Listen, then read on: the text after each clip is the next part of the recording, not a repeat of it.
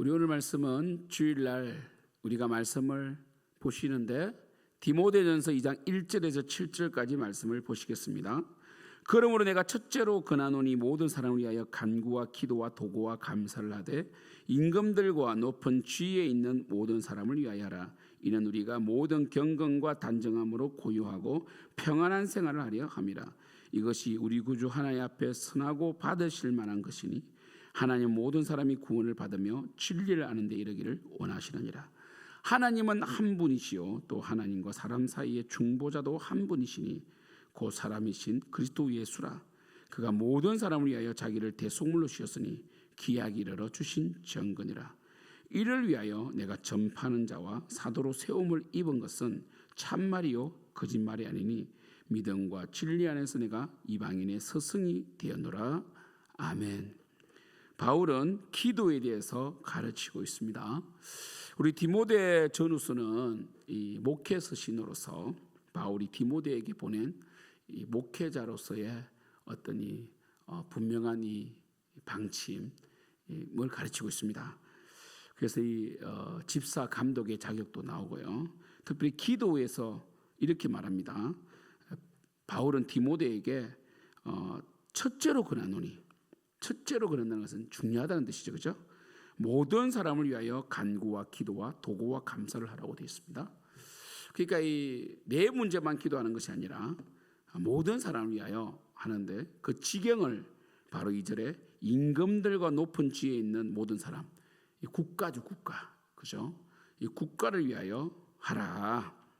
그래서 여러분, 교회는 이 국가와 분리될 수는 없습니다. 구분되나 분리될 수 없습니다. 이게 항상 이 종교개혁의 기치 가운데 중요한 용어죠. 구분되나 분리될 수는 없습니다.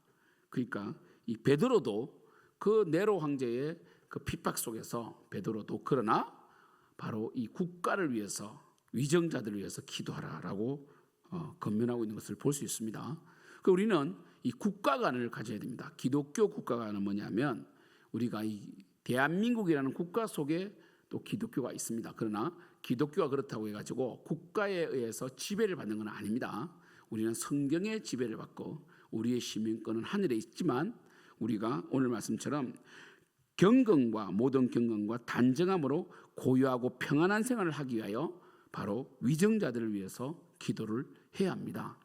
우리가 지금 이 대한민국 교회가 너무 정치적으로 개입되어 있고 어떤 한 목회자는 늘 강화문에서 집회하면서 자신의 어떤 이 보수 진영의 대표라고 자처하면서 한국 교회를 굉장히 어지럽히는 목회자도 있는데 그렇게 정치적으로 개입하면 안 됩니다. 그렇다고 해서 여러분 그렇게 이 보수를 직결시킬 때에도 사실은 지금 결과가 어떻습니까? 뭐 보수가 인기가 높아졌습니까? 뭐 기독교인이 다 보수입니까? 그거 아니잖아요. 그래서 우리 이 교회는 하나님을 예배하고 그리고 영혼을 구원하는 일에 예수님께서도 사도행전 1장에 말씀하셨죠. 베드로가 제자들이 이스라엘의 회복이 어느 때에 밑가했을 때 그 때와 시는 알 수 없을 때 너희는 복음을 전파하라고 하셨지 않습니까? 그 하나님께 맡겨진 일이고 너희들은 복음을 전파하라. 그래서 교회의 제1 목적은 복음 전파고 영혼 구원이지 이 대한민국을 뭐 전복시킨다든지 정치적으로 개입해서 구조를 변화시키려고 하면 안 됩니다. 사람을 길러내어서 그죠? 믿음의 사람, 에이브라함 링컨 같은 기독교인을 길러내어서 에이브라함 링컨 같은 사람이 예수를 잘 믿어서 미국이 이 노예 해방을 이루잖아요, 그죠? 그죠? 그리고 영국의 윌버포스 같은 믿음의 사람을 길러내어서 영국이 노예 해방을 하고 그리고 영국의 청교도들이 이 미국도 프랑스도 시민혁명, 프랑스 시민혁명, 그죠? 그리고 이 미국의 남북 전쟁이 바로 이 시민혁명이거든요. 그런 이 피해 혁명들이죠. 그러나 영국은 청교도들이 이 장악했기 때문에 정치인들이 청교도이기 때문에 크로멜도 청교도 아닙니까? 그래서 권리장전, 명예혁명을 왜 명예혁명이라 하냐 청교도들은 그러니까 이 봉건군주제에서 시민으로 넘어갈 때에 다 이 피해 혁명이 있었잖아요. 프랑스도 바스티유 감옥을 습격하면서 혁명이 시작되잖아요, 그죠? 그러나 영국은 피해 혁명이 아니라 명예롭게 시민 혁명을 이루어냈기 때문에 명예혁명이라고 그래요. 그게 바로 기독교가 바로 서야 되는 이유입니다. 우리나라도 마찬가지입니다. 앞으로 통일, 우리나라의 늘 이 과제는 통일이 통일, 그죠? 북한을 복음하는 것, 그리고 대한민국을 복음하는 것, 이것이 우리의 가장 큰 과제입니다. 그러나 이러한 일을 하지 아니하고 정치적으로 성도들을 동원한다든지 계속 정치 이야기를 강대상에서는 해서는 안 됩니다. 그러나 그렇다고 정치를 너무 무시하거나 전혀 정치에 대해서 문외한이 돼서는 안 됩니다. 우리가 이번에 차별금지법, 포괄적 차별금지법이 가정을 해체시키고 우리 다음 세대를 정말 이 망하게 하는 악법인 것을 우리는 알고 이번에 10월 27일 110만 명이 나와서 우리가 이 평화 시위를 하지 않았습니까? 그거 해야 됩니다.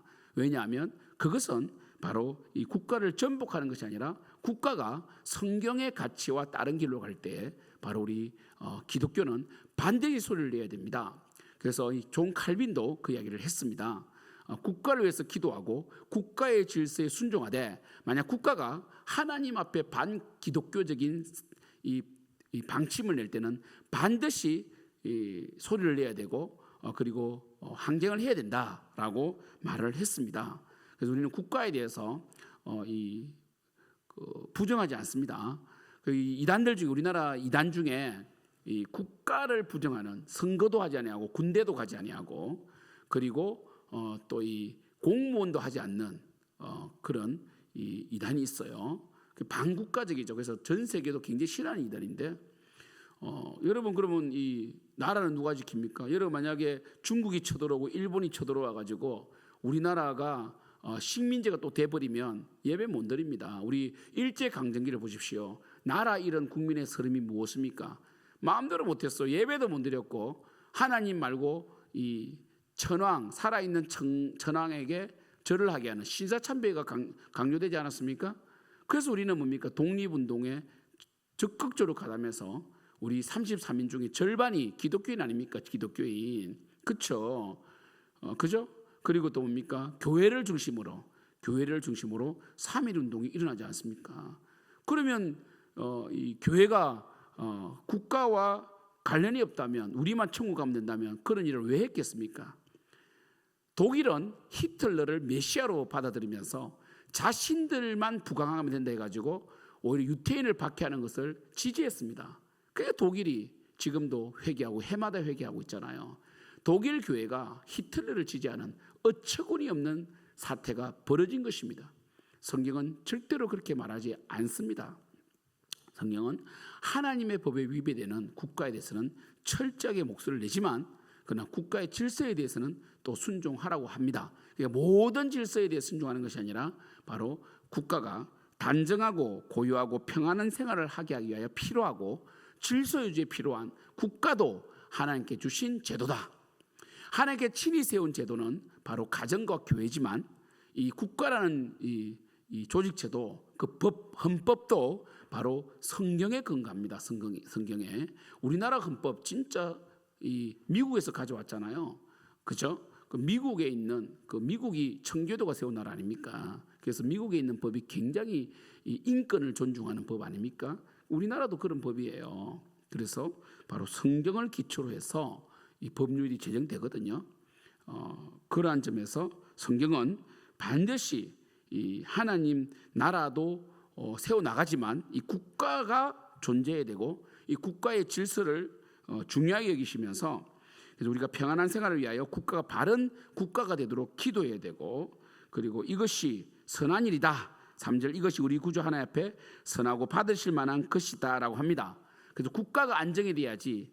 지금 우리나라가 거의 3년에 한 번씩 역사상 침공을 받았다 하지 않습니까? 병자호란부터 해가지고 외란부터 해가지고. 그런데 이 6.25 이후로 미국과 상호 불가침 조약을 맺고 우리나라에 전쟁이 일어나면 미국은 무조건 참전하는 그런 이 조약을 이승만 대통령님이 받아냈어요.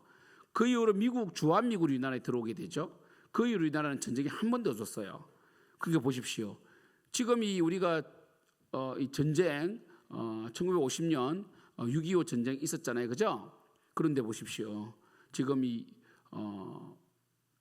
2050년에 안 됐잖아요. 100년도 안 돼가지고 이렇게 전쟁만 없으니까 대한민국은 엄청나게 발전해 버리잖아요. 그러니까요. 그러니까 얼마나 이 국가의 질서와 안정이 중요합니까? 이렇게 우리가 문화를 꽃 피우고 그리고 우리가 이 과학을 발전시키는 이유가 뭡니까?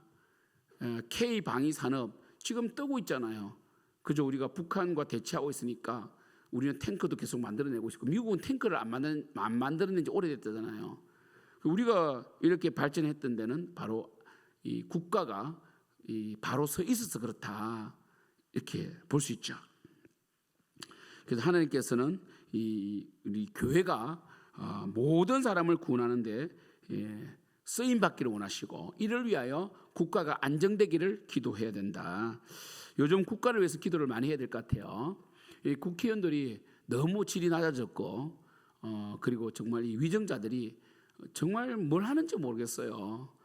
그죠? 재정은 파탄나고 있고 이 세금은 계속 줄어들고 있고 그죠? 세금이 줄어들죠. 왜냐하면은 이 국가가 이 기업체들이 일을 잘할 수 있는 환경을 만들지 않는데 줄어들죠. 상속세가 너무 높고 우리나라는 그리고 이 너무 취득세도 높고 해가지고 뭐 기업하기 좋은 나라로 만들어져야 돼요. 그래서 핀란드처럼 뭐 상속세를 엄청나게 이래야지 뭐 이런 식으로 하면 안 되는데 참 이게 뭔가 우리나라도 한번 괜찮은 대통령이 한번 나타나서 정말 좀 나라가 새로워질 필요가 있습니다. 이를 위하여 우리는 기도해야 됩니다. 사랑하는 성도 여러분, 오늘은 말씀이 2장 1절부터 7절까지 짧은 말씀인데 모든 사람이 구원을 받기를 원하시는 하나님께서 우리로 하여금 이 대한민국이 안정되기 위하여 부흥되기 위하여 우리 대한민국이 정치적으로 안정이 되고 경제적으로 부흥이 되어 우리 한국교회가 더 성장하고 세계 선교하고 영혼을 구원하는 그런 일에 마음껏 쓰임받는 나라가 되도록 우리 기도합시다. 기도하겠습니다. 하나님 아버지, 정말 말씀에는 모든 기초와 또 모든 가르침이 다 있음을 압니다. 우리 대한민국을 위해서 기도합니다. 대한민국이 안정을 찾고 정치가 안정을 찾고 수준이 높아지며 또한 이제 전쟁이 끝남으로 러시아의 악함, 북한이 무너짐으로 이제 세계에 평화가 오고 경제가 활성화되어서 우리 한국교회가 마음껏 선교하는 그런 한국교회가 될 수 있도록 역사하여 주시고 우리 한국교회가 한 영혼에 더 구원하는 교회가 되게 하여 주시옵소서. 감사하고 예수님의 이름으로 기도드립니다.